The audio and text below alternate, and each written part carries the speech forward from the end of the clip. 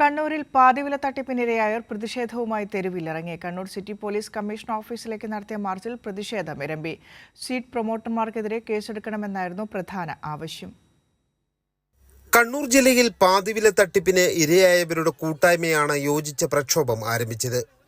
Commissioner ഓഫീസിലേക്ക് നടത്തിയ മാർച്ചിൽ നൂറുകണക്കിന് പേർ പങ്കെടുത്തു. സ്റ്റേഡിയം കോർണറിൽ നിന്ന് ആരംഭിച്ച പ്രകടനം കമ്മീഷണർ ഓഫീസിന് മുന്നിൽ പോലീസ് തടഞ്ഞു. സീഡ് ഭാരവാഹികൾക്കെതിരെ കേസെടുക്കണമെന്നായിരുന്നു പ്രതിഷേധക്കാരുടെ പ്രധാന ആവശ്യം. ഞങ്ങളെ വീട്ടിൽ വന്ന് ഞങ്ങളെ ചേർപ്പിച്ചിട്ട് പോയതാണ്, അതുകൊണ്ടാണ് നമ്മൾ ഇതിൽ എത്തിപ്പെട്ടത്.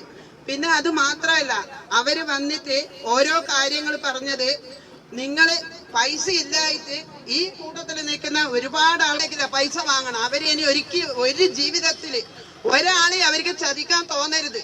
ഒരു പ്രത്യേകിച്ച് പെണ്ണുങ്ങളാ. പിന്നെ ഈ സെക്കീന, ഒരു പുഷ്പൻ എന്ന് പറഞ്ഞ ആള്, ഒരു രതീഷ്, ഇങ്ങനെ കുറെ ആളുണ്ട്. ഇവരെല്ലാം നമ്മളെ ചതിച്ചവരാ.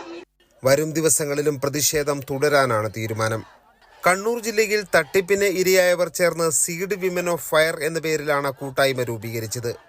ഈ കൂട്ടായ്മയാണ് പ്രതിഷേധങ്ങൾക്ക് നേതൃത്വം നൽകുന്നത്. കൈരളി ന്യൂസ്, കണ്ണൂർ.